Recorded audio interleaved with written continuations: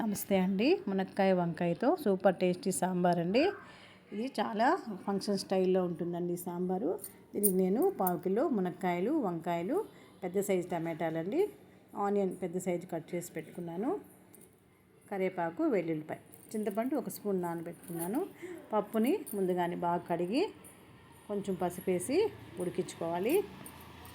పప్పుని ఎప్పుడు 2 నిమిషాలు బాగా మూత పెట్టకుండా ఉడికించుకుంటే దాంట్లో ఉండే పసరంతా పోతుందండి. దాంట్లో పప్పు ఉడికేటప్పుడే 1/2 స్పూన్ మెంతులు, 1/2 స్పూన్ జీలకర్ర రెండింటిని వేసి పప్పుతో పాటు ఉడికించుకోవాలి. ఈ విధంగా బాగా 2 నిమిషాలన్నా బాగా ఉడికినాకే హాఫ్ బాయిల్ అవ్వాలి. హాఫ్ బాయిల్ అయిన తర్వాత మనం కట్ చేసి పెట్టుకున్న టమాటాలు, 1/2 టమాటాలు దీంట్లో వేసుకొని కొంచెం పచ్చి కరివేపాకు, ఇవన్నీ బాగా ఉడికిపోతుందండి. పప్పుతో కూడా బాగా మెదుపుకోవచ్చు. మీ దగ్గర ఉంటే కొత్తిమీర కూడా కొంచెం వేసుకోండి. నా దగ్గర ఇప్పుడు కొత్తిమీర లేదు ప్రస్తుతానికి. దీన్ని మూత పెట్టి 3-4 విజిల్స్ వచ్చాక ఈ లోపల మనము విజిల్స్ వచ్చే లోపల కాయలన్నీ తిరగబాత పెట్టుకుంటాము. పెనం పెట్టుకొని దాంట్లో కొంచెం ఆయిల్ కొంచెమే వాడండి, ఎక్కువ వాడద్దు, హార్ట్కి మంచిది కాదంటున్నారు.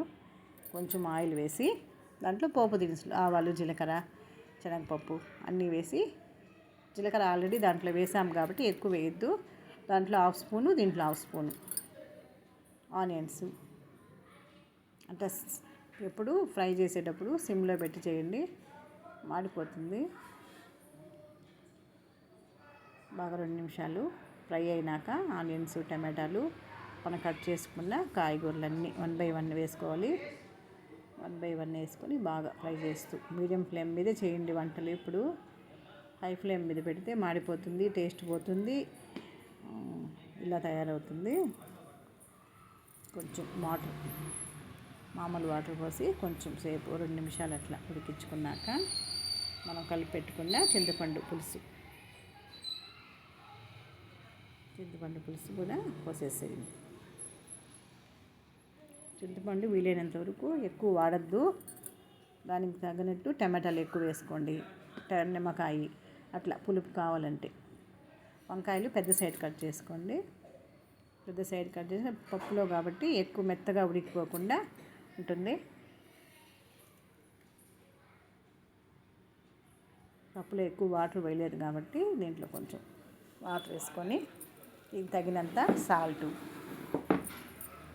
వేసుకొని ఈ విధంగా 2 నిమిషాలన్నా కొంచెం జీలకర్ర పొడి, ధనియాల పొడి 1/2 స్పూను, మిరప్పొడి స్పైసీకి తగ్గట్టు మీరు ఒక 4-5 స్పూన్లన్నా వేసుకొని, నేను 2 స్పూన్లు వేసుకున్నాను. ఇవన్నీ మనం వేసుకున్న ఇవన్నీ మిరప్పొడి కానీ ఏది కానీ కాయలకన్నీ బాగా పట్టేటట్టుగా కనీసము 3 నిమిషాలన్నా బాగా ఉడికించుకోవాలి. అప్పుడే సాంబార్ టేస్ట్గా ఉంటుందండి.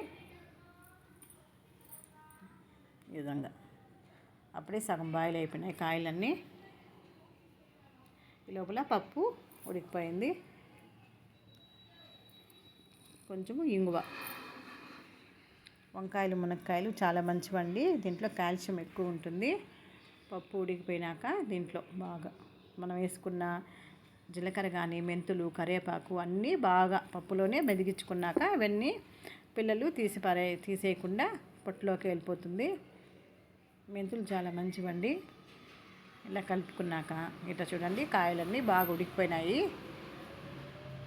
ఇట్లా వచ్చినాక మనం మెదుపుకున్న పప్పుని దీంట్లో వేసేసుకోండి. సాంబార్ చూడండి ఎంత బాగుందో, చాలా బాగుంటుందండి ఇది. మునక్కాయలు కూడా స్కిన్కి చాలా మంచిది, కాల్షియం కూడా ఎక్కువ ఉంటుందండి.